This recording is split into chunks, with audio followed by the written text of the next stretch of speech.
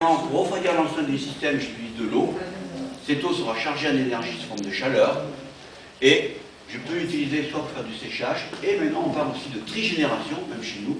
Et cette même énergie, au départ, après on fait du froid en utilisant cette source d'énergie. Ce qu'il faut savoir également en matière de méthanisation, lorsque je produis 1 kW d'énergie avec un produit, voilà, ce kilowatt d'énergie, nous on dit, il y a 2 tiers sous forme de chaleur, énergie chaleur, 1 tiers sous forme électrique. Voilà. Donc c'est à peu près comme ça qu'on répartit les choses. Ce qu'il faut aussi dire, lorsque je produis également cette énergie, on pourrait également injecter le biogaz sur un réseau de pompe de gaz naturel. En France, on commence à faire ça également. C'est-à-dire que je supprime la phase de cogénération, je produis un gaz et je l'injecte directement sur les réseaux de production de gaz qui sont du gaz utilisé par les consommateurs.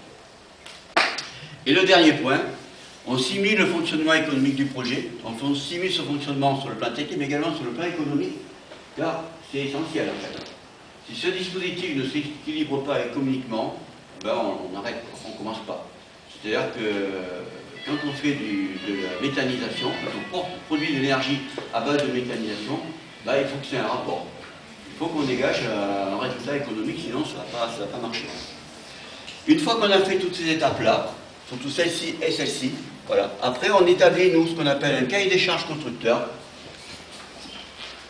Et sur la base de ce cahier des charges constructeur, en fait, on va consulter différents constructeurs en France. Ça peut être ici, si c'est au Maroc, ça peut être des constructeurs peut-être marocains pour les bétons, peut-être pour la cogénération, on peut très bien la trouver en Espagne.